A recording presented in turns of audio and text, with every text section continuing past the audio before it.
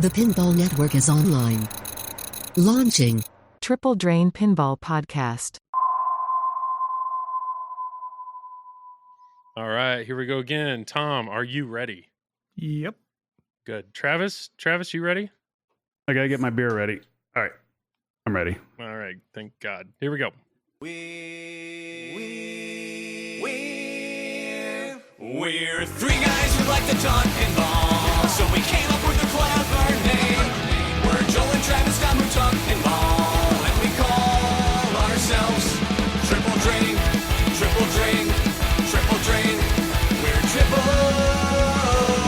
Triple Drain. Triple Drain. Wonderful, wonderful. Tom, you look great, man. Thanks. You look better now. You look glowing. I know last time we recorded, I had a haircut.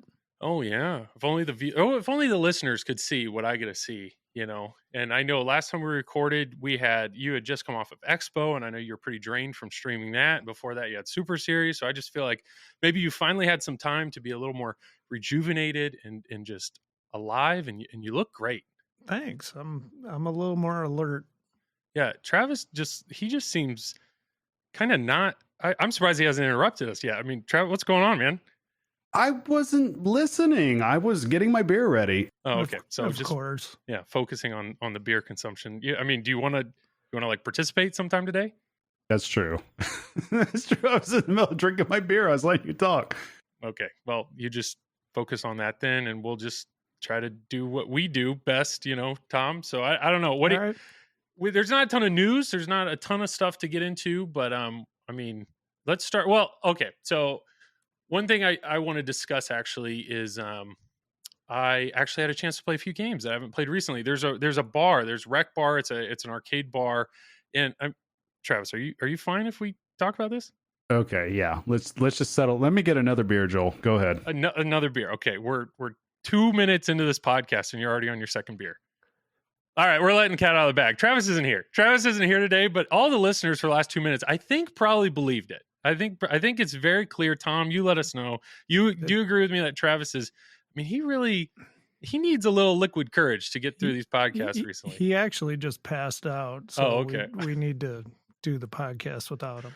Well, the weird thing is we've tried to record Triple Drain before with just two people. And there was one time, Tom, that you had to sit out, and it just didn't feel right. And so Triple Drain needs three people. So when we learned that Travis couldn't record tonight, the reason Travis couldn't record tonight is because one of his 18 kids is having a birthday. And then he has Free Play Florida coming up and Thanksgiving next week. And we didn't want to put this off for like 3-4 weeks. So we're like, let's just go ahead and record a podcast. So Tom and I put our heads together and we're like, if we have a chance to, I don't know if the word replace is the right word, but I think upgrade. If we have a chance to upgrade Travis. Definitely an upgrade. Definitely an upgrade. So what does Travis bring to the table? It's not much, but what he does bring to the table, he's a solid content creator and he's a solid tournament player. So the goal was, let's find a better content creator and a better tournament player. And I don't know about you, but Karl DeAngelo was the first guy I thought of. So Karl, thank you very much for being on here tonight. Thanks, Joel. Thanks, Tom. Thanks for the intro. That was great. Yep. I will tell you, your name has come up multiple times in the last few episodes because you keep winning everything. Or doing very well. You've placed very well. Your tournament play in the last few weeks has been outstanding. So well done. Thank you. Yeah, I had a good October. At Super Series, I didn't win any of the tournaments specifically, but yeah, getting the overall was fantastic. Overall was great. Yeah. And over the course of October, Tom, how many times have you retired from pinball? Like 10. 10. Okay. So maybe Karl, you're sucking some of the mojo from, I know Travis, I don't know how pleased Travis, he said he played well enough that Monica, I think, was proud of him. I don't know. So, but well done, Karl. I will say, as somebody, I'm not there with you. I'm not there watching you in person play these tournaments, but I will say I was checking in on, I like checking out on people that I know. And obviously I know you, Karl. So like seeing you over the course of Super Series, it's like, dang, Karl he's got this consistency thing figured out. So got to try and take the kids down. I don't know what else to say. Yeah. Last episode, we brought that up, that Travis is basically saying that how do you compete? Like, what is I don't know, when you go into, Travis was basically saying something along the lines of like flipper skills are somewhat even at this point. Like I don't know, a lot of these top high-end players, they all have the same physical abilities or similar physical abilities, but it really comes down to like rule knowledge and knowledge of the game. I mean, what do you feel? Do you agree with that statement, or what are your thoughts on the current younger group of tournament players doing so well? Some of that. But at the same time, a lot of it does come down to flipper skills and recovery skills, especially. I think recovery skills are almost more important than rule knowledge. Rule knowledge will get you the points faster, but if you don't have the flipper skills or the recovery skills, you could know the rules, you know where to get the points, but you don't last as long as someone that does have those skills. Yeah, that makes sense. Absolutely. So you're okay. So it may not be so important that you hit the shot the first time you take it. It's more important that you can recover if you miss the shot. I think, yeah. I think it's a lot of that. This is a weird analogy, but I remember a coworker of mine's really good at bowling, and he said the key to bowling is not getting the strike; it's always picking up the spare. So if you don't hit it perfect on the first shot, being able to collect yourself and then hit it the second time or recover, and then pick up the spare. So interesting. I mean, Tom, being that you've come out of retirement again for pinball, what do you have anything? I've learned not to watch you, Joel. That is the key. Karl, I'm assuming you've seen the Abe flip video. I saw the Abe flip video. Yeah, of course. Yeah. So I don't really know what to say other than thank you, Abraham, for doing that. He sent that to me privately, and he just said, "Hey, I've been watching your streams." He's over, I think, in like Germany. And so he watches them after the fact. And he's like, "Hey, I saw you were draining in a very consistent manner last stream. And I just wanted to show you this. And here's some suggestions on things you could do differently." I thought it was funny. I thought it was a funny video. I sent it to Tom and Travis. Travis ate it up. And I was like, "All right, Tom does all of our social media." And I was like, "Go ahead and post it. People will get a kick out of that." Then our good friend Steve Bowden reposted on Fun with Bonus, which I think every pinball enthusiast is a fan of. And then Abe made it public on his thing, and I think last time I checked, like 600 something people have watched it, and I don't know, are enjoying the misery of me draining over and over again. But it's not the misery though. It's a learning experience, right? It was. It absolutely was. And I will tell you, every time the question is, have you learned anything from it? I have. What I did learn is the very first game I played of Deadpool again, I drained in the exact same way. And it's like, wow, that is clearly a habit. Like, it is clearly a habit that if I'm not thinking, if I'm not aware that, I just hit the Wolverine shot, it's coming around the left side, like I need to actually try to do something different. And that's where I was actually trying to do like a live catch, or depending on the speed, try to let it dead bounce over to see what that does. Just trying different things, trying to find what works. And things got better. Things got better once I started to adjust. But that's something, I mean, as you guys are both tournament players, I feel like, Karl, you were kind of hinting at that. Like, it's the adjustments and learning from your mistakes. I feel like that is what, at least in the tiny bit of tournament play I have, I feel like that's really what sets some of you guys apart, because it doesn't matter how good you are at the game at your house or at the bar you play. The game's going to play totally different at whatever tournament you're playing at. So learning that game, learning how to adjust to its uniqueness.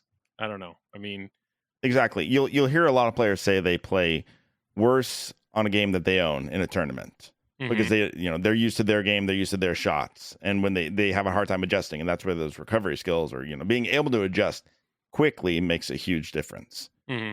So how do you feel about our good friend Tom over here, who has a home field advantage at District 82, that lives and breathes these machines?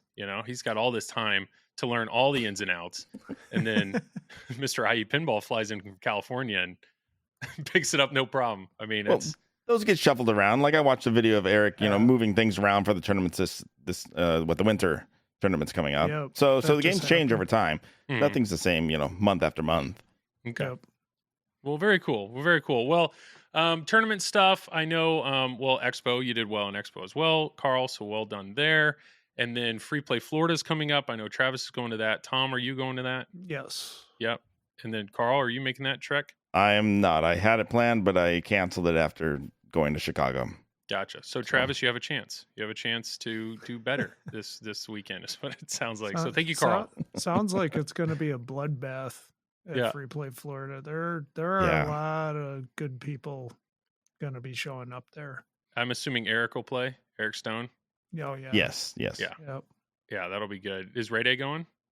Yep. Yeah, nice. And I'm assuming Neil. Neil, you taking Neil with you, Tom? Yeah.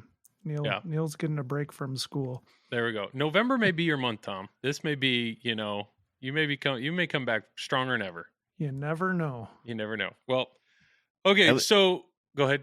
I was gonna say, at least you get to focus just on the tournament this time and not have to stream. No streaming. That's true. So that's another thing. I mean, we'll probably plug it a little later, but Karl, you do in-disc and you do it incredibly well. You typically don't play though in in-disc, right? I mean, you focus entirely on streaming. Right. Typically, I'm going to try and play in one or two of the events this year. Just because the new WAP rules are just so insane. Yeah. I can't even remember what in-disc is going to be, but it's going to be in the stratosphere. And basically, if I don't play in that, I may not have a chance in states. That's how many points that's going to be worth. TGP. Yeah. I have no idea, to be honest. I send it over to Josh, and he goes, he tells me what it's worth. Yeah. Okay. Yeah. Well, I hope you can, because at least from afar watching it, it seems like one of the best, if not maybe one of the best tournament that I've seen. So I feel bad if you can't participate in it. That's one thing. I mean, props to Tom for always participating in the Super Series stuff. But I mean, I know it wears him out between the streaming and the TD and the playing. But I hope you get an opportunity to play as well, Karl. Crossing my fingers this time. Yeah. All right. Well, yes, stuff I did want to talk about. So thing number one, Godzilla. I finally got it. My Godzilla Premium is here. Oh, yeah. And I will tell you, I know the two of you guys both have one. It is insane. It is so freaking good. So question number one, Karl, what is it like every time you reset Godzilla and hear the machine call your name? I love it, but it's embarrassing at the same time, right? It is. Yeah. It's Keith's making fun of me, Keith and all the team, for every reset I do. Absolutely. But it's fantastic. It really is. The first time I heard that was awesome. That's a game designer using their power to the greater good. I just think it's hilarious to hear. But I know both of you guys. I mean, Karl, you've blown it up. I think there was a time that I was borrowing from Flipping Out. I was borrowing a Pro, and at the same time you had either an LE or Premium. I don't remember. And it's like there were people watching you stream it and blowing it up for whatever 10+ billion. And then rolling over to mine, I'm cracking, 500 million and feeling good about it. But any thoughts on that? Like overall thoughts on Godzilla? I mean, what comes to mind when the two of you guys play this game? Do you feel it's Keith's best? Do you feel, I don't know, do you feel it deserves the number one spot on Pinside? I think it does deserve the number one spot. It strikes that perfect balance of being good for casual players, good for basically any skill level. There's enough to do on the surface, but there's a massive amount just beneath that for the players like myself that really want to dive into the deeper strategies. Yeah, and you're talking city combos. You're talking about the imposter shot. You're talking about the secret combos, the stack. Like I don't know. There's what I thought I knew Godzilla, and now that I have it, I'm realizing like holy crap, there is so much more here that I need to learn. Exactly. You can keep going in that list. It just keeps on rolling over and over. Tom, how you feeling about it? You've had it a while now. It's awesome. Yeah, it's an incredible game for sure. I'm very excited to have it. I'm very excited to dive in, and I know there's more coming. That's what's crazy is Keith has alluded to unlocking or there's more coming to the game, which is absolutely insane. So overall, anybody that's listening to this, what I think is cool is this is the first game that I've borrowed the Pro. And to be honest, I completely fell in love with it. I loved the Pro, and it had no mechs. But the game still shot so well. The code just kept drawing me back, the audio package, visual, everything. And so I felt it was worth owning the game again, but not only that, upgrading. And the upgrade was for all the mechs. And I know last episode we kind of talked about this. And Karl, I'm curious about your opinion, because Travis was really harping on the fact that he feels that mechs aren't what sell games. It's theme that sells games. And I actually had a few people reach out to me and email us kind of complaining about that they're like, they don't want to undervalue mechs. Like mechs are still really important. And I will say now that I have Godzilla, and I feel like this premium just added 3 insane mechs between the building, the bridge, and the rotating Mecha Godzilla. I'm really feeling that I agree that I think the mechs are super important. I don't know. I mean, Karl, you heard that discussion. Were you agreeing? Were you disagreeing? I mean, what are your thoughts on kind of the importance of mechs in modern pins? I mean, I think for initial sales, theme is more important. Yes. by far. Initial sales that first month, a game can get by completely on theme, but for the long-term sales, it needs the mechs, and it needs those unique moments in pinball. What caught me off guard on Godzilla was the bridge. I really didn't think, when we saw the announcement, I didn't think much of the bridge. It's just this, little thing, drops the ball. But the way it's integrated and the way it, when you destroy the bridge and it does the whole, multi-second animation where it slowly collapses, just it makes that mech so worth it. Yeah. Whereas I thought it was just going to be a throwaway mech, to be honest. Which is hilarious that a game could have a throwaway mech. I mean, I think there are certain games, some modern games these days only have one mech. And to have the Magna Grab shot, which is such a unique shot, and then the building is insane. But then it's like I feel like the building, that could have been it and people would have been happy. I think the Mecha Godzilla rotisserie thing could have been it and people could have been happy. So how Keith found a way with the bomb, the bill of materials that he had, that he could build in all these mechs and still produce an incredible game that doesn't seem over cluttered. I don't know. I mean, I don't know. I mean, Tom, do you you play the pro Godzilla a lot in tournament, and then you compare that to your Ellie at home. Like, do you have a preference? Do you feel that one does it better than other? I mean, what's your? No, I actually think the LE's a little easier to play. Okay. But just the size of the spinner on the right hand side for Mecha Godzilla, but I like both versions of the game. Like if I just had a pro, I'd be extremely happy with just having a pro. Yeah. Yeah. Well, we brought up this conversation or the idea of mechs because the rumored next Pulp Fiction is supposed to be a single level game. Obviously, Elwyn's Bond has been said that it's a single level game. TNA just came out at almost a $10,000 price point, single level game. Do you feel like, Karl, as a pinball buyer and player, does that, when you hear it's single level, does that slow you down at all, disappoint you at all? Or, I mean, I don't know, because you assume it has less, right? It has less than another game. Well, it has less vertical happening, less verticality or whatever you want to call that.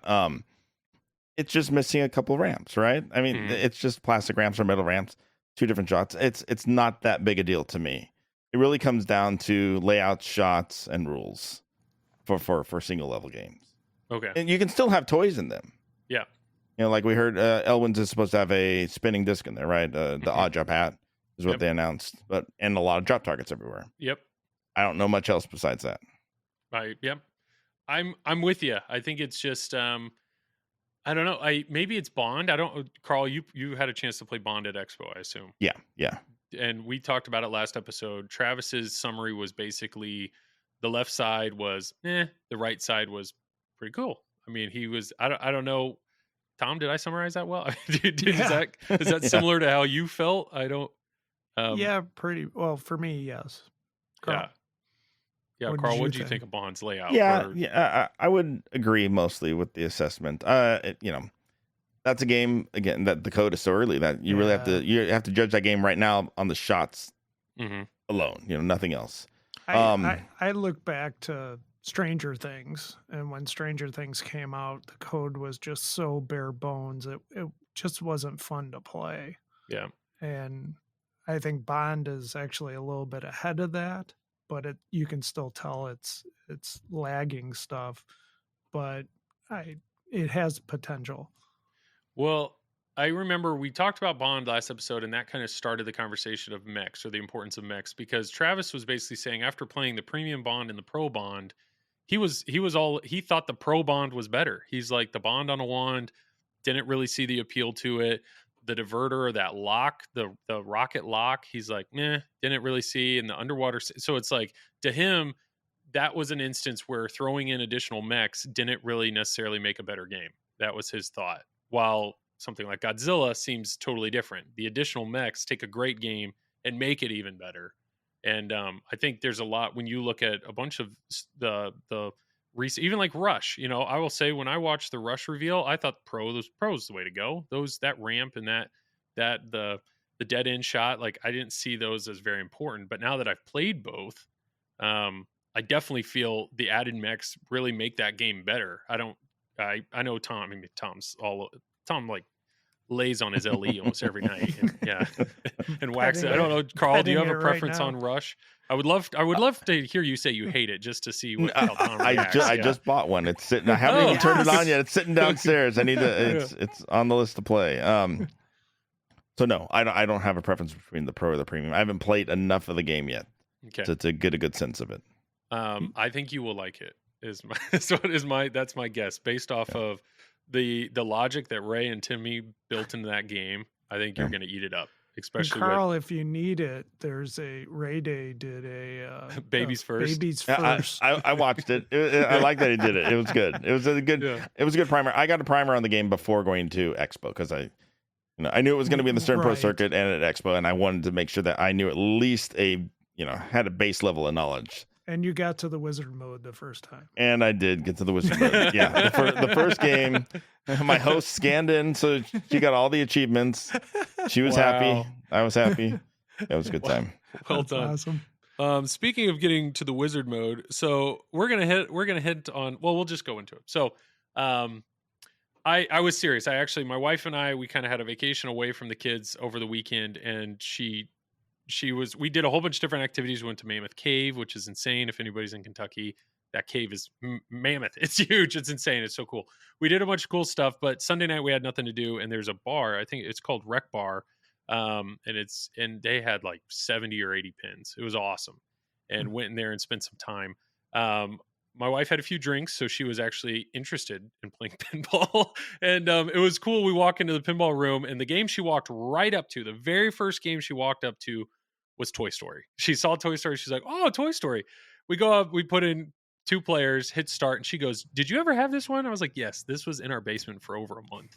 Like that's how little she cares about pinball here at home. But I know when Zach and I streamed it, he literally got to the wizard mode the night we streamed it. Now, to be fair, he had already had it for like a week or two. It took me the whole time, probably 3 weeks I had it, to finally get to the wizard mode. Karl, I know it was a struggle, but I know you finally got to the wizard mode. It's the super loops. That's what, it's just the super loops. So we talked about this, and this is what I will tell you. So super loops, it's one of the 7 things you have to qualify to get to the wizard mode.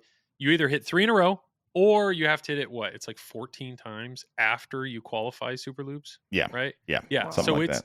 it is a huge pain in the butt. And on the one I had, I could not do 3 in a row. Karl, the one you owned, could you do 3 in a row? I could not. No. So everybody listening, right? That Ray Day, Mr. Ray Day that listening, Karl DeAngelo on his could not do 3 in a row. Because that's what everybody in TPN is giving me a hard time. Just hit 3 in a row. Piece of cake. What I will say is I went right up to the one in Rec Bar. That was my only goal. I was like, I want to see if I can get 3 in a row. The very first ball, 3 in a row. Boom, boom, boom. So it's possible. I think it's possible, but I don't know. Karl, you're one to tinker with your games. I have no idea why the geometry on one would make it so much easier than another. If I had it longer, I would have torn apart the ramp, in the back, because that back shot is kind of shared. Yeah. So the loop has a little jump on it. I assume it was just something there, right around the jump area. I don't know, but did it piss me off. It really did. But we had a good time on that. I mean, my wife, it's a great theme. She was drawn to a good light show, but did she ask when you're buying it then? Or no, sorry, not like Travis and Monica, who still own one. But all I had to do was show her the Duke Kaboom ramp, and that was what she was going for. That was the toy that drew her in, and we played 1 or 2 games until she finally hit it. But what was cool is when she went to, she went to like buy another drink. Right next to it was an Iron Man Premium, and this is what kind of sparked my thought of this idea of a game with or without mechs. I've played Iron Maiden. I've played Iron Maiden Pro many times and had a good time. Like, it's a good shooter, feels good. I'd never had a chance to play the Premium, and now that I have, I really like the Premium. Like, that sarcophagus lock, I don't know, maybe I'm just a sucker for diverters. When you shoot a ramp and you're expecting the ball to come back and it doesn't because it diverted somewhere else, that's pretty sick. The ramp lifting up, it's just those when the game changes, when the geometry of the game changes for a particular shot, I don't know, it stood out to me where I was like, okay, well done, Keith. Like, I don't, do you guys have a preference when it comes to Iron Maiden Pro versus Premium? Not really. I mean, I own the Pro, so I'm completely fine with playing a pro. Yeah. I had the pro for a while. I'm trying to get a premium, so There you go. I'll take the premium. I find the premium a little more difficult, right? Because the tumor wards, are on the left ramp instead of the right orbit. Yeah. No. Yeah, and it makes me wonder. So that's a Keith game that I'm liking the premium of Godzilla. I think I'm preferring the premium on Iron Maiden. I like the premium on Jurassic Park just because I'm a sucker for that T-Rex. But I do know some people complain about that they feel like the mouth kind of rejects. And then the Raptor pits kind of take it or leave it. I don't know. Do you guys have a preference when it comes to that? I'd rather play a premium in a tournament. Why? Just because you can lock the ball easier in the Raptor pit. In the Raptor pit? Oh. You can like backhand it into it? Yeah. Okay. Yeah, and then All you right. get the additional 2x also. It's easier Yeah. to see that you've got the 2x during that Raptor multi-ball when you Right. lock the Gotcha. ball behind there.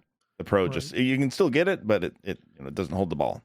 Right. Just like the Metallica snake, it holds it Yeah. in there.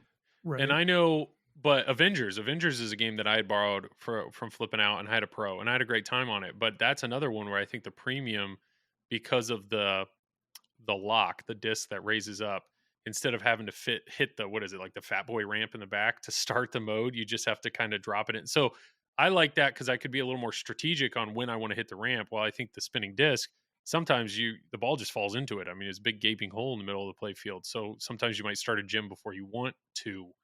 Do you feel like that's another L1 game where the mechs help or hurt it with the pro versus premium on Avengers? You still have yours, Tom, right? I can see it in the Mhm. background. I have my LE. Yep. I don't know. Pin Clash, did you feel that there was an advantage with the pro versus premium on the? Carl makes you turn off that stuff. Exactly. No. Yeah. Okay. I had to make them, as close as possible. So Yeah. Okay. All right. Well, no, I don't know. I still don't know. I think the more that I've talked about the thought, I'm still team mech. Give me the mechs. I want the mechs. Everybody wants, if they're going to pay the money, they want to have mechs that ooh and awe them.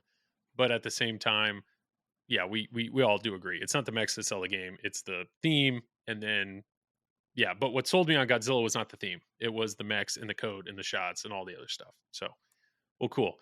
Other games that I played, my wife was really drawn to Big Lebowski. She's not a Big Lebowski fan. I think she's seen it one time in her life, but the world under glass that Big Lebowski has to offer is insane. I mean, there's so many mechs in that game. It took me multiple games to show her all the mechs in the game, between the bowling alley down below, watching the rug move back, getting the car to swing out on the upper playfield to bash that. There's a lot in that game. Have either of you spent any considerable time on Big Lebowski? Like No? two or three games Yeah. Yeah. at shows. I would love to see more, because apparently they just released a bigger code update. Unfortunately, though, my Big Lebowski experience, my wife was like, this game's awesome. Like, she's like, look at these things and look at this. Like, she was just blown away with the mechs. She was blown away in the theme integration in the game. Unfortunately, we played probably 3 games on it, and 2 of those, it crashed. Like, straight up, 2-player games, put $2 in, 2-player games, middle of the ball game. Like, there was one point where I drained. It didn't know I drained. I'm like, I'm seeing it in the trough. I shook it to see if it wasn't settled correctly, tilted out, and then it was stuck in just tilt, in a tilt animation. We got the tech, and the guy comes over, and I was like, yeah, I explained. He goes, nah, this is just some stupid Dutch people that don't know how to make a good game. That was the tech's response. Literally turned off the game, turned it back on, opened the coin door, and gave us 2 credits and walked away. I was like, wow, okay, tell me how you really feel, kind of thing. And then we start our next game, and it was a similar thing where we're up top and my flippers just died. Like, just flippers just died. You sure you weren't playing Halloween? Okay, Carl said it, not me. All right, no, but there was no Halloween there. Hey, I watched the Stone videos. Okay. Yeah, I know Eric's response to Halloween. I wish there would have been a Halloween there. I still get people telling me how great Halloween is. I know Tim Lee with Poor Man reached out to me, and he said Halloween is probably his most played game at his house right now. Obviously, he threw a big Halloween party, but he's like, to novice players, it's an incredible theme. The atmosphere is really cool. There's great mechs in it. Like, they were just drawn to it. Tim also told me, like, GNR gets a ton of plays at his house, and Stranger Things. So those are the games that really draw him in. But It goes back to theme, doesn't it? it's all theme. But Yeah. he said Halloween, he's like the butt pretzel. If you can get up there, like he feels the butt pretzel's incredible. Carl, you No, I'm shaking my head. Yeah, You no, disagree. I completely disagree with that. The geometry on the shot is just not right to me, in my opinion. I think Tim said something that he said some of the poor men are giving him a hard time because he thinks it's one of the best shots in pinball is the butt pretzel. He freaking loves it. Weird Al has a very similar shot, and Weird Al does it a lot better, in my opinion. Yeah. Now, I Carl, played do you Weird have Weird go Al ahead. at Expo? I really liked that game. Yeah, it's a fun So- game. It really is. Yeah. Now do you still have the P3 or you were No, I had it because I was fixing it for Shane over at Ace Gogi. okay? Got it working and sent it back over to him. So it's So out you of the house. played- But I had it for a good 2 months, I think. Played a Yeah, good what- deal of Weird Al. What were your thoughts then, like overall of I don't know, like mechanically, how are you enjoying the P3? Or I mean, there's all the shots are in the back third. Does that wear on you after a while, or I don't know? No, the shots in the back there didn't wear on me that much, and that surprised me. It's something I didn't really think of. The game Was is it- fun. I do enjoy the game. I like the rules, the animations. Was And it a little too easy? it's a little on the easy side, but at the same time, it's not so much. Like Okay. I'd put it definitely more difficult than Toy Story. Well, Okay. yeah, that's yeah. Yeah. Well, I mean, I was playing them around the same time, so that's why I Okay. guess I have that comparison in my head. I'm still I hate saying it, but I'm still not a fan of the flipper mechs on the P3. Yeah, I just Okay. and I don't like the button arrangement. I want to be able to See- stage. I understand why they put the flippers on separate buttons to make it easier for new people to control them individually, right? Sure. When I was at Expo, the gentleman who was there actually, this was in the morning before it opened. He was there and I was talking to him, and he asked me, he goes, "Do you want it the standard way, or do you want it where just one button controls your flippers?" And I said, "I'll take the one button." So he went in there and changed it. So I don't know, that might make it more enjoyable to you. Did that feel more natural? Right. And you can Yeah. do that, but you still can't stage them then Oh, okay. No. because there's yeah. not a double leaf switch in there. And so I Gotcha. actually, when I had the game here, I took off the button boxes and I tried to add a double leaf switch into it. But there's Wow. not enough physical space in there. So you'd have to print up, the 3D print a larger button box, which puts it even further outside of the Yeah. cabinet. I don't know how natural that would feel. Okay. And I do But- remember that because I think it's 5 flippers. Like one of the flippers you had to flip, but that Mhm. didn't bother Yeah, me the at all. The upper very top playfield. one, yeah. It's Yeah.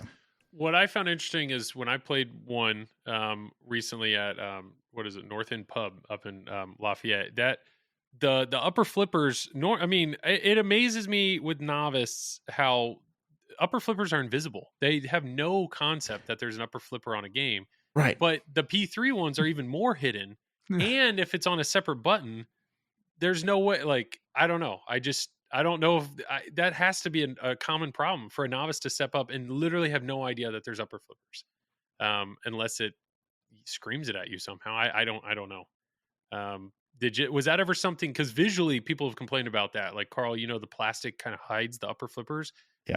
That's just a feel thing that you learn after a while because there's no visual cue of can where that flipper is. Look at the flipper rubber. That's your visual cue. That's You your can hope. kind of Okay. see that under the plastic. But yeah, totally. They are hidden by the plastic. So what was your thought then of the germs mode? Because that's something that I do think is really cool. It's very unique, obviously, to the P3 to have the wall come up and then you're hitting moving graphics.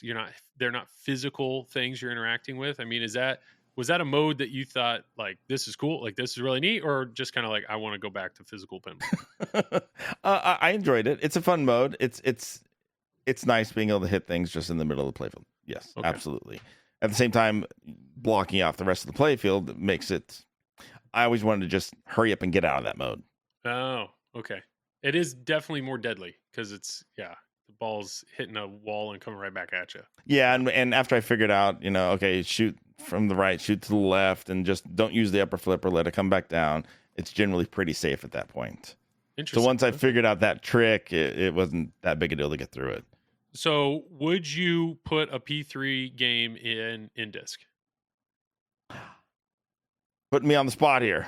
I'm just curious. Like, do you feel that it's tournament ready? I don't. One of the main reasons I'm going to say no is because you can trap a ball beneath the upper flipper Okay. and just hold it there and never let it go. So during multi-ball, you can skillfully get a ball behind either of those two uppers and never let them out. So you would have to, if you put that in a tournament, you would probably print some part or something to put behind the flipper to keep you from being able to do that. You'd have to do something. Yeah. Interesting. But I know the game can also detect that the ball is there, so I don't know why they haven't programmed it to raise the flipper if a ball is trapped behind there. The real Interesting. question is, would he put a Halloween at it? Well, that's, don't ask me that. Jim loves Halloween. Okay. Okay. Yeah. So he's Okay. got one at his house. I played it at his Halloween party because I wanted to see, because he's talking all about it. And I want to see, okay, maybe his play's better than mine. No, Sure. same thing. Yeah. But he loves it. So I So it could. Maybe. it could at some point. Jim loves his spooky Alright. games. I mean, Yeah. like Halloween style spooky games, not spooky I do pinball. remember Alice Cooper being at Index. Right. So Yeah. And that held up the whole time. Yeah. Pretty much. yeah, played well. Well, Pin Clash is your child, Carl. So you have control over the game. So I'm assuming Toy Story is going to be. Yep. Toy Story Got is. it. Got it. Yep. Heads up, You're Toy right. Story. It's either Toy Story or Halloween. You got to pick one. Yep. So, yep. Well, cool. Other games that we played, one thing I thought was funny was, Alien. She saw Alien. She's like, that looks awesome. Let's play that. Alien, she was bored of it almost immediately. And it's just because you can tell that game is super atmospheric. Like the lighting is really good. But when you're in a bar, you can't hear it. And that's a game that I walked away from that going, I would love to spend more time in this game, but not in a bar. Like I feel like you got to have that at home. Have either of you played Halloween at all to any extent? I played it when it first came out. There was one in Madison, and of course, stuff wasn't working on it. Yeah. Okay. That was the highway version. And then the last time I played a couple of games at Expo, just kind of feeling it out. I thought it was okay. I'm it's not something I'd add to my collection. Yeah. I don't particularly like many wide body games. I like a few of them, but I think that's one thing that like hurts that game. It's just, I don't know. Yeah. Carl, have you spent time with Alien at all? I've spent a little bit of time on it. More the highway version than the Pinball Brothers version. I did Gotcha. stream the bit of the Pinball Brothers, but we kept having issues with the game. It was right when that was released, like one of the first ones to come out.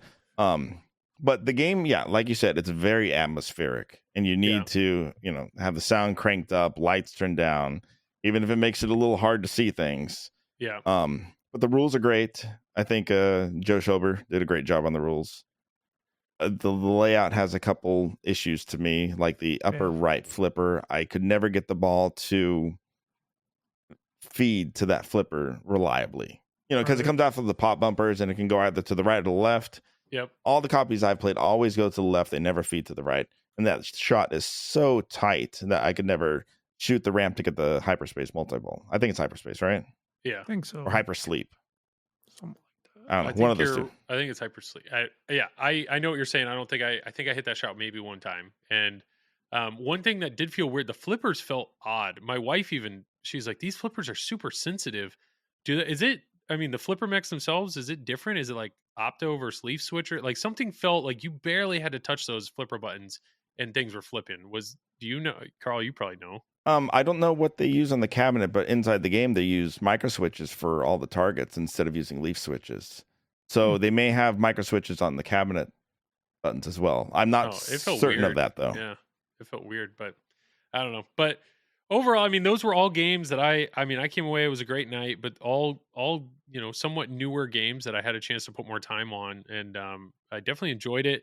The last thing was Batman. She saw Batman: The Dark Knight. She was like, "Well, this looks pretty cool." I was like, "Well, here, just a sec." And I walked her over one more row and then showed her Batman 66. I was like, "This is the upgrade." And she goes, "Really?" Like she preferred the look of the regular Dark Knight And I was like, why? She goes, well, it had like the Joker on it. I was like, so a Joker action figure. That's all you need. And she's like, well, when I think of Batman, I think of the Joker. And this one, there isn't enough Joker. I was like, okay. I mean, that was her opinion, which I thought was funny. And then I also experienced, there was another place we were at earlier in the day, and there was 3 pinball machines. There was this kind of flea market, and one of them was a Deadpool LE. They had a Deadpool LE sitting there. Deadpool LE, Big Buck Hunter. I thought of you, Karl. I always do.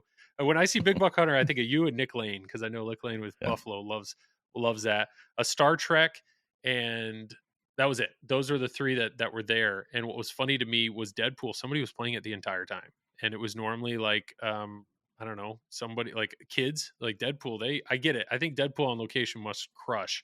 But I went to play, and a dad walks up with his daughter, and he's trying to explain to her pinball. He doesn't know the turn, the flappers and this and this. He puts money in, and he starts pounding. This was a Star Trek. Starts slapping the action button. He's like, "What's going on?" And I was like, "The start button's down here." And I reached down and hit the start button for him, and they drained 1 ball. And he's like, "Well, that was fun." I was like, "You have 2 more balls." He's like, "Oh, okay," and comes back up, and then 1 ball drained quick, and he's like, "Oh, that was a fast one." He starts to walk away. I was like, "No, ball save was on." It's like the simple things that we all take for granted. Like, I don't know. I almost feel bad for Stern or JJP or any of these. Like, how do you teach somebody where the start button is? But I mean, they already make it blink brightly, but it's still, I don't know how they do that. So those were my overall pinball experiences over the weekend. Did you guys happen to play anything recently that really stood out? Obviously, these are all games that I've suggested. No. Nothing. No. Nothing new. All right. Well, we weren't gonna. The goal was, like I said, there wasn't a ton of news, so we decided. I think it's time to do what some people feel is our best segment. We rarely do it. I think it's Travis's favorite segment, so you'll probably be a little annoyed that we're doing it. But hey, Travis, do you want to do this with us? Okay, yeah. Let's just settle. Let me get another beer, Joel. Go ahead. Okay. We'll wait for you. Wait for you to get your beer. We're gonna do we're gonna do a triple combo. So here we go. Welcome to Triple Burger. How can I help you? Yeah, can I get the combo, please? Did you want the single, the double, or the triple? I think I'll have the Triple combo. Yeah. Are you done? Yep. Pull ahead, please. All right. Well, shout out to Jason and his wife once again for recording that for us. But yes, so triple combo, it's where we break down a game 3 ways. So essentially a novice perspective or a novice way to play the game, how to like complete the game, kind of like a wizard mode, and then how to address the game in a tournament. And I know, Tom, you still own GNR. I think it's the red game behind you, right? Is that what I'm seeing all the way in the back? No, it's in the other room, Joe. No. What's the red game? Way in the back, that's X-Men. It's red? Oh, you have the Magneto one? Yeah. Oh, okay. All right. Carl, for the viewers. I'm not lying to you, Joe. I trust you. Carl's background's like a forest scene, so I mean it's really nice, Carl. Yeah. We break down the game 3 ways. So I know Tom still owns the game, and then Karl, I know you stream the heck out of GNR. I know you were testing Pinmonk, had a bunch of Flipper fans, you were testing different stuff, Diverter fans, all that thing. So I know you've spent a ton of time on GNR. So I actually thought GNR would be a fun game to talk through. We've done a bunch of Sterns, so time to give JJP some love. Should be a good time.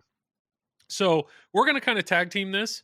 I'll go ahead and do the novice part. So novice part would be just your average Joe stepping up to GNR. What is it that they need to do to experience something fun in the game? And in my opinion, the goal is to get them into a song as quickly as possible. I will say though, there are 7 things they have to do to get into a song. JJP was smart though, because every time you drain a ball, they give you, it's like 2 or 3 of those things automatically if you haven't gotten to a song yet. So the 7 things are you have to collect the 7 band members. The 2 keyboard shots are just right there, kind of in front of the scoop. Duff, which is the bass, is up. You got to go up the upper left and then kick a ball up onto the bass ramp. Axle deals with the rollover lanes in the back. Slash is the spinner with the top hat. You have to do that a certain number of spins.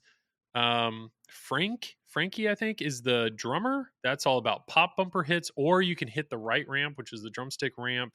And then I forget the rhythm guitarist's name, but that's the kind of the middle spinner shot, which to be honest was like one of my favorite shots. I really enjoyed how that shot kind of squiggled back. But if you hit those 7 shots, and I will say they do a really good job communicating. If you're in a track mode, it actually flashes kind of the 7 different zones. So if you walk somebody up to it, you can kind of let a track mode kind of tell you how to do that. But that's how you collect all 7 band members. If you want to just show them because it's a fun shot and feels good, you can show them how to hit the left ramp and then lock a ball into the guitar neck. I mean, that is it's kind of a satisfying, cool shot. But once you do that, if you can help somebody through to get all 7 band members, then all they have to do is hit the center scoop. Once they're in the center scoop, they can pick whatever song they want and just be ready to enjoy the light show. Because the song, I mean, they really do an exceptional job of the experience, the concert experience.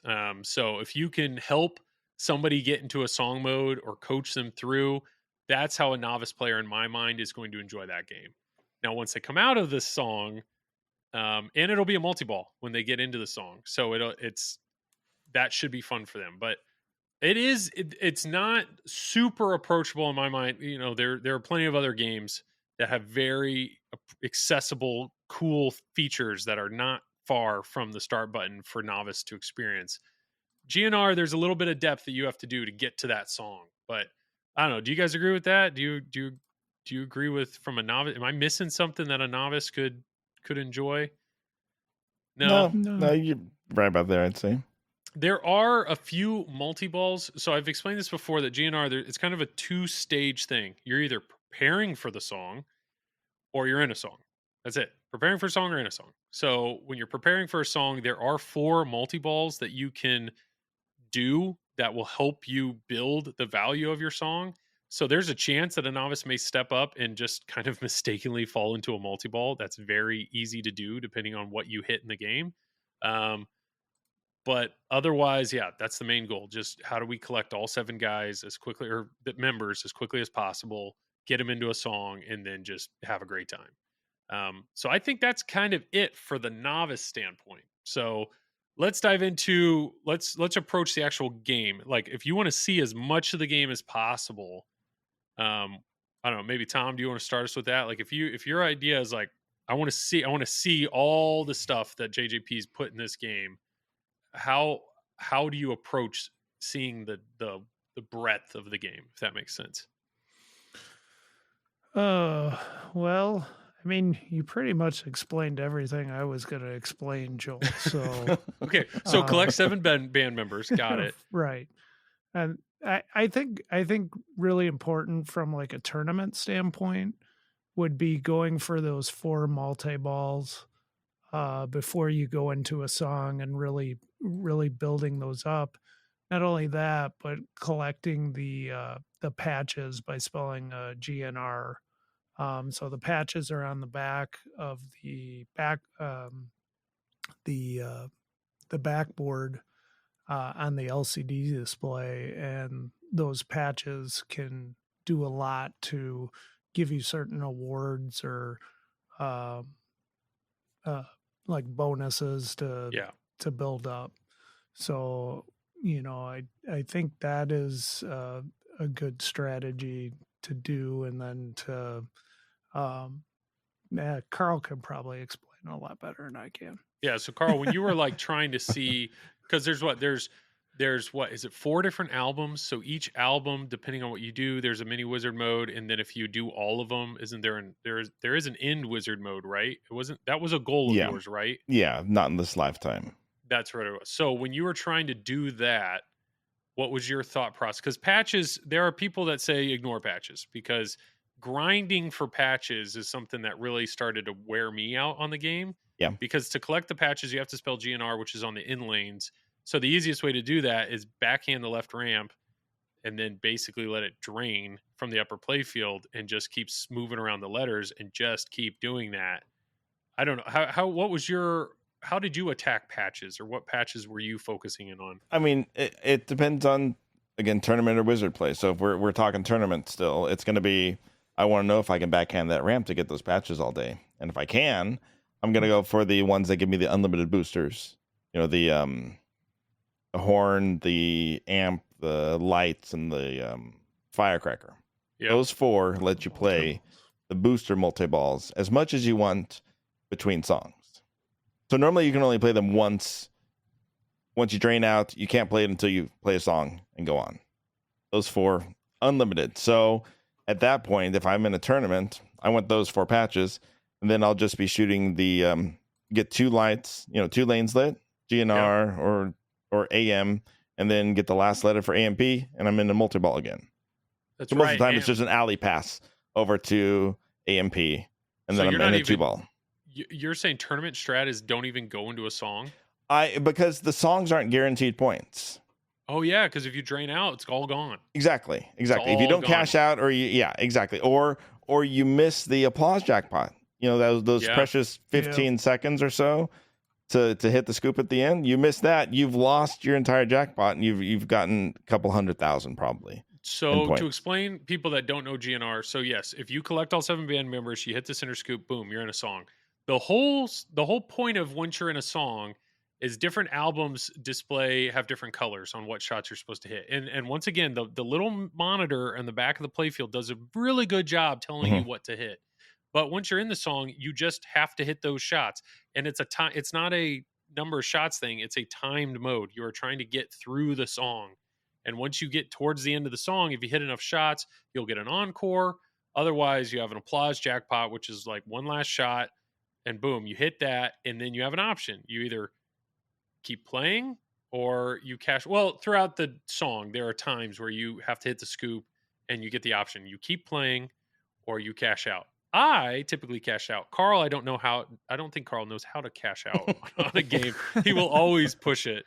But that's the whole point of the game, is that risk reward constantly. Do you want to build or go away?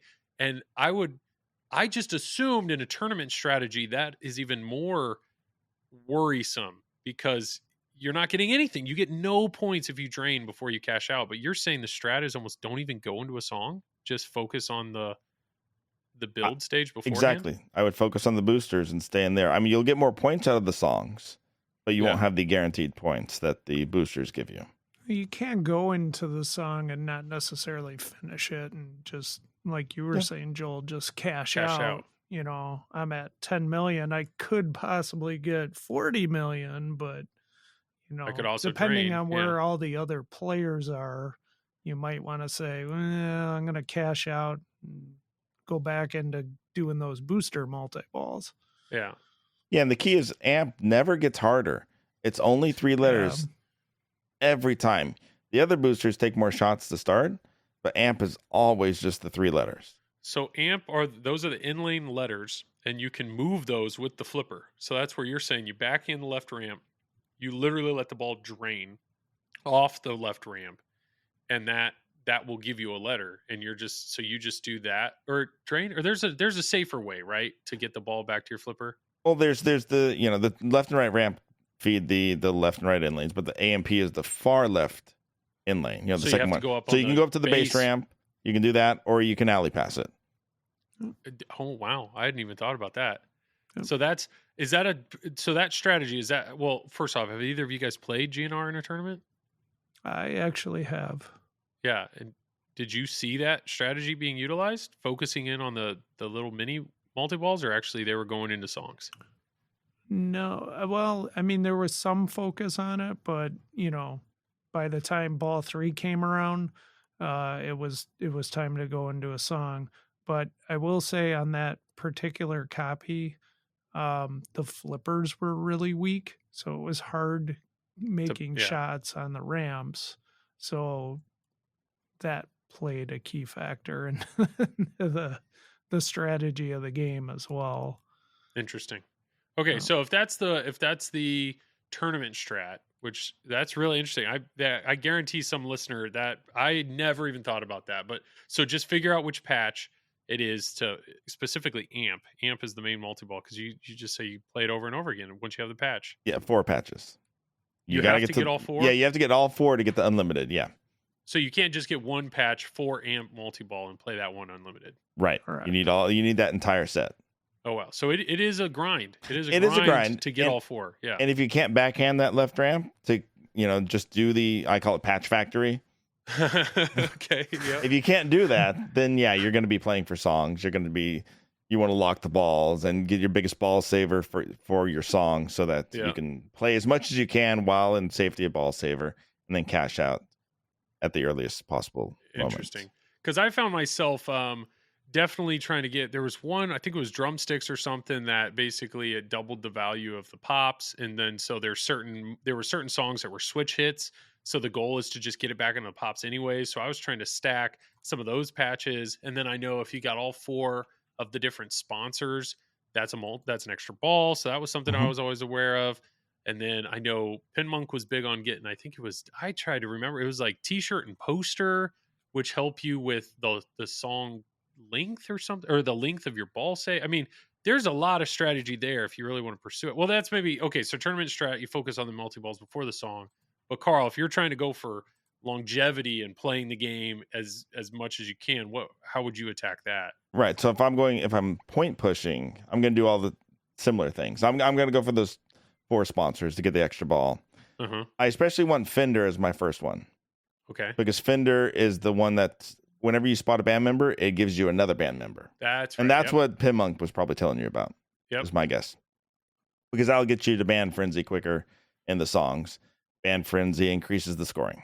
Yep. Now there's a lot of magic, mojo, whatever you want to call it, with the scoring. I still don't understand exactly what increases the song values. Or, when you go into a song, you have a value of, it's between 10 and 200. 200, it says max.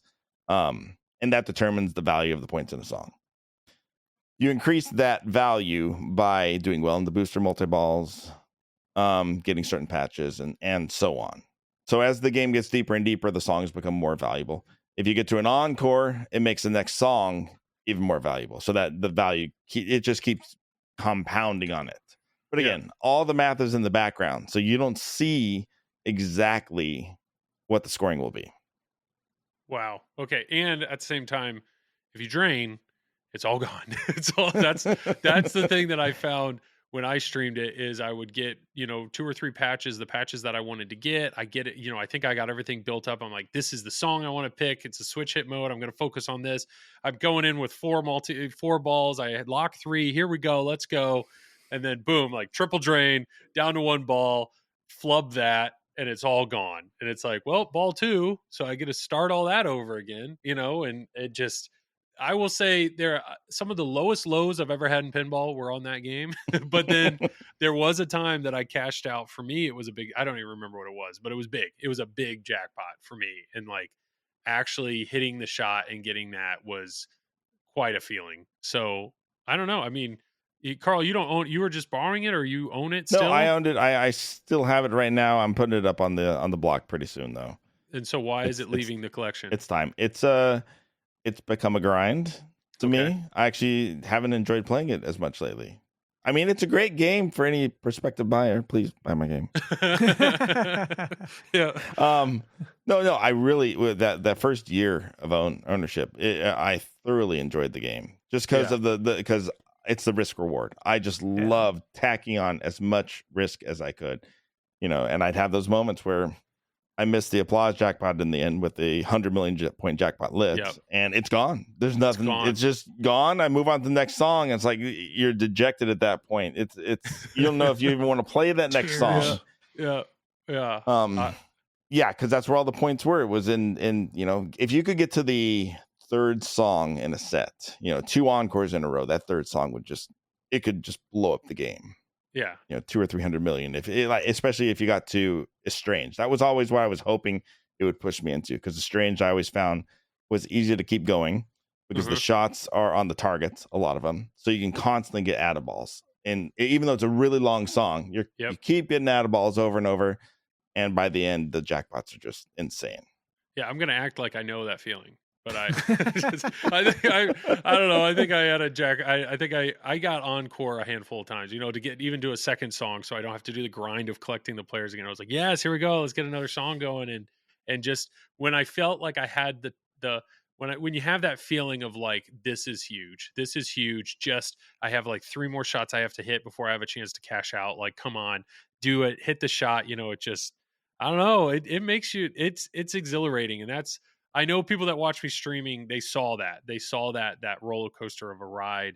And I still feel like GNR for a bigger collection makes sense. It's such a unique experience. I mean, Tom, it's still in yours. What's drawing you in? I mean, why is it still yours? You I mean, ask why do me you this still love it? every episode. I know, I haven't turned it on in a while. but you still have it. You haven't sold it. Yeah. Neil wants to keep it. Oh, okay. So No, Neil I'm likes just it. kidding. No, I like it. I like Guns N' Roses music. I think the theme is definitely well integrated in Yeah. the game. They did an amazing job with it. Yeah, I still like it. I wish it was a little less multi-ball intensive, but it is what it is. Yeah, I get it. And before I had GNR, I felt like Metallica had done the risk reward thing extremely well. Like I really thought they had kind of set the bar, and then I got GNR and I was like, okay, this game is nothing but risk reward. I really enjoy that. And then that's actually something that I'm finding myself really enjoying in Godzilla. And I know that's something that Keith has built into that, the risk reward, same thing. It's like, what do you want to do? Do you want to experience more cities and try to get deeper into different modes? Or do you just want to push your luck and just stay here in this city and try to build and build and build so that you can cash out? And yeah, I definitely think Karl and knows nothing about that. No, yeah, no. Karl is the king of that, and that's something, Karl. I think with Rush, I think you're gonna get in trouble. I've seen the potential in certain spots. Yeah. But going back to Godzilla, the reason that doesn't get tiring to me or grindy is because like the carnage bonuses, you're always trying to build that, but it's that same ball. Once you drain, it's gone. You move on to the next city. You're advancing through the rest of the game, right? Yeah. On Guns N' Roses, it's basically you're playing one way or the other. You're either playing for the wizard modes or you're playing for points. You're not going to do both. And unfortunately, the points in the wizard modes are determined by how many points you earn in the songs. But they never work together. So like you need to play a good 10 to 12 minutes in each album, songs from each album to have a decent value in your wizard modes. Yeah. So you have to have at least an hour-long game to be able to have any sort of value in the final wizard mode in Sympathy for the Devil. Otherwise, you're not going to get anything. So, I mean, the way you get to that wizard mode is you play 3 minutes minimum in each album. Okay. So Appetite, Illusion 1 and 2, and Chinese Democracy. Okay. You play Slash Solo, which is just spin the disc a bunch, right? Yep. And everyone times out Slash Solo because it's not worth much. Although I do hear they're working on code and they're going to be updating that. Okay. And then you also play Tour Multi-Ball, which is shooting orbits until you finally like that. So however many orbits. After all that, you get to, and you play the 4 wizard modes for the albums. And then finally, not in this lifetime, or the mode's called Sympathy for the Devil will be lit. Now, I went through this. I've been to it, I think 3 times. I did the grind to get there. And the first time, it's actually a different style mode, kind of like Rush. I mean, this was before Rush, but what's the planet on Rush? Anyways, it's the one with the wacky flipper stuff. So it's very similar where you've got the reverse flippers, you've got the center button to activate pop bumpers or activate flippers, stuff like that.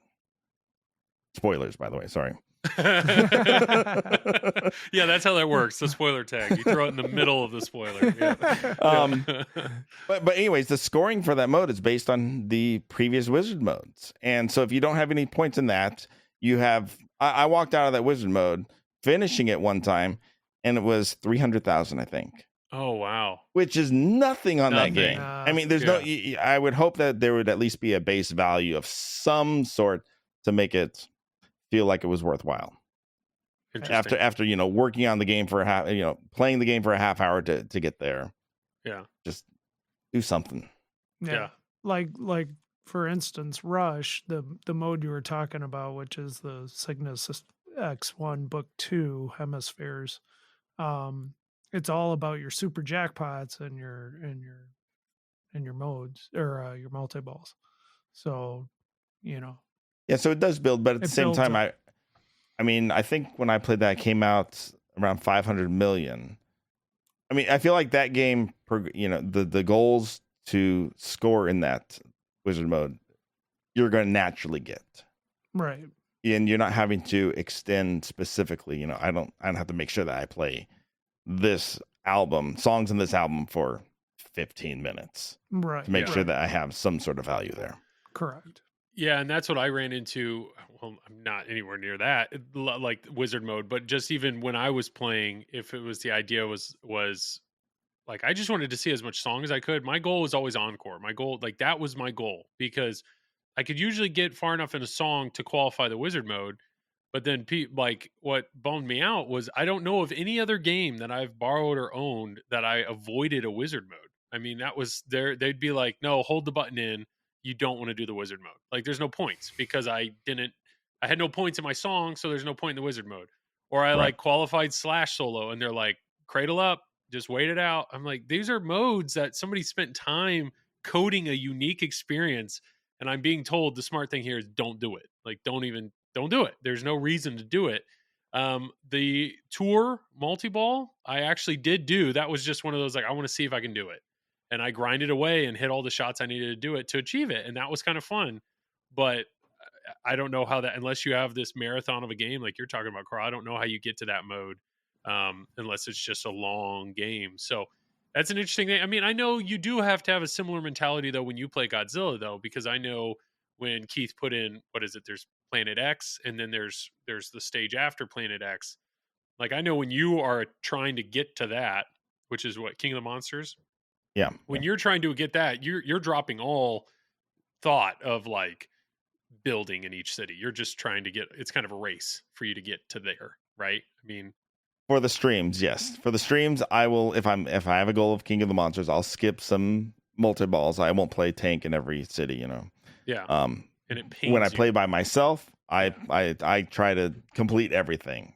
You can't. Yeah. I can't stop it. It's that risk reward. I have to, you know, I want that 5x carnage bonus. Once I do drain out of a city, then I go, okay, it's time to change. Okay, Karl. Yeah. It pains you.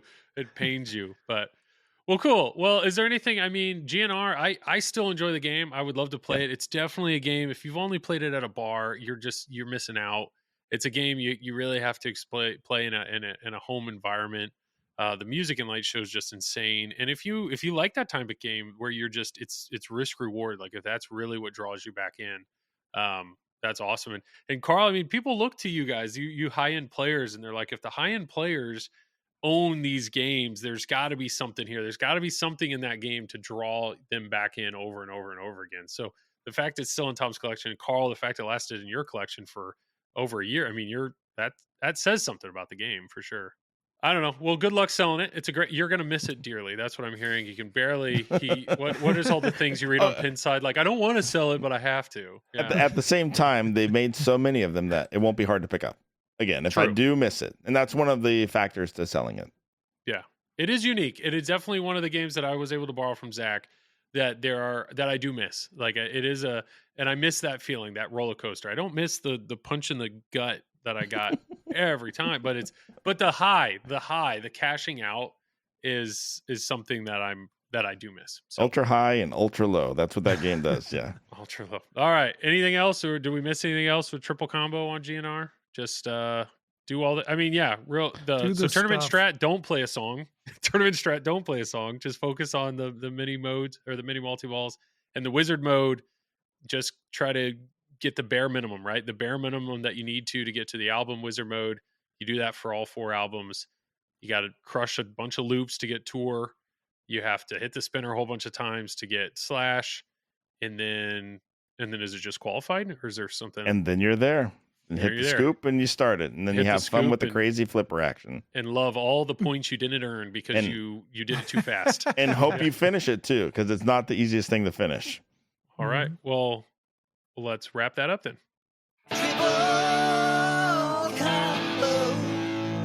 Yeah. There we go. Yeah. Well, that feels good. I think, when Travis is here, I feel like triple combo is typically like 3 times longer than that. Yes. That's why Dennis Crucial, shout out to Dennis Crucial. He hates it. He hates triple combo. He's like, you guys talk about the same game for way too long. I'm like, we're trying this to give was you the details. baby's first edition. Baby's first triple combo. Yeah. Thanks, Ray. Well, cool. Yeah. Is there anything else? Anything, Karl? Is there anything you want to talk about? Here you go. It's Travis usually at this point is, heckled me and hurt my feelings. Was I supposed to take that place? You don't have to. No, I mean, no. He's made enemies. We got the Deadpool video. That There was we go. all the Thank heckling you. that was needed. Thank you. Yes. Well, cool. Just Indus coming up. That's the January. Shoot, I should know the dates off the top of my head, and I don't. He's gonna research it. I know you had that all-in package, right? I got my tickets bought, my plane ticket, bed and breakfast or Airbnb. I'm ready. set to go. Awesome. No, I'm excited to watch it. I would love to, I would love to do at least one of these bigger tournaments, just to even be there. I mean, just to watch it from afar is great, but to see it in person, even the little bit that I saw at Cleepin, I really enjoyed. I should probably participate, but like Super Series or something, I want to make my way up to one of those sometime. Yeah. Should be a good time. But well, Karl, is that it? Is there anything else you could play? I mean, IEpinball, obviously. If you want to see some high quality streaming, Karl does it really well, not only technically but also skill wise. So IEpinball, check him out. Yeah, starting a new Wizard Mode challenge on Stern's Indiana Jones, where I'm gonna kill myself. I think because I've seen what it involves now. After saying I'm gonna do it, I now need to actually do it, which is it's gonna be the grindiest thing ever. Is this worse than 24? I think so. I think so. This it is the bad Indiana Jones. This is the bad Indiana Jones. Yes, exactly. And I know when you were streaming Big Buck Hunter, you had a hunting hat that you wore a lot. Did somebody get you an Indiana Jones fedora? I mean, are you dressing up for this? No fedora yet, and that hat was given to me like a week into that. When I started going crazy. Yeah. So it's just a matter of time, is what I'm hearing. Yeah. Won't be daily like Big Buck Hunter. That's what was nice with Big Buck Hunter was it was at the beginning of the pandemic. I was getting off of work at 3, so I could jump right on and stream for 2 hours. A grind. I loved it, man. I loved watching you slowly head into insanity. It was great, and then to actually see you though complete it was great. So I'm excited to see that come back. IEpinball on Twitch, IEpinball on YouTube. You can see all of your Wizard Mode challenges. They are fantastic, extremely entertaining. So, Karl, thank you not only for being on the show, but thanks for just all that content. I mean, it's very entertaining. Thank you for all your content. Oh, well, I do what I can, but it's I find Karl and I stream at very similar times, and I think it's a great yin and yang of we both do our best to stay engaged with chat, and Karl's over there like a great Formula One driver, just nailing every turn, and I'm like a demolition derby, so I'm just crashing and burning, but hey, we're having a good time. Real good time. And yeah, Tom, like always, thanks for being here. Plug away, man. Thanks for coming out of retirement and still giving your gift to I'll the pinball retire community. again after Free Play Florida. I have or District 82 has Black Friday tournament coming up, so I'm going to be streaming that. Nice. So after you have turkey and you're all full and you do all your shopping and you're really tired, just sit down and watch some pinball action. It'll wake you right up. Yes. It'll wake you. Very competitive pinball. It's where it's at. And I'd say Travis can plug something, but he literally has nothing to plug. He plugs this. He plugs Triple Drain. So, thanks to all of our Patreon members. Thank you for everybody that supports us there. And then Triple Drain merch, Silverball swag. Thank you once again for Jackson for making an amazing Jackson gi. It's hoodie.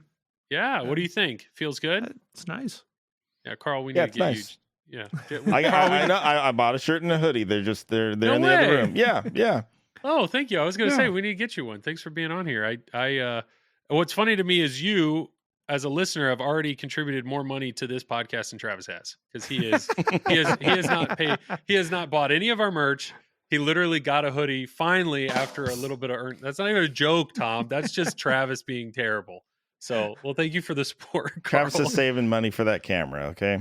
I don't know what he's doing. I don't know, but thank you, Karl. Thank you, Tom. Check me out every Wednesday on the Pinball Network, and then every other Thursday on Flipping Out. And like always, Tom, you get the last words. Later, everybody.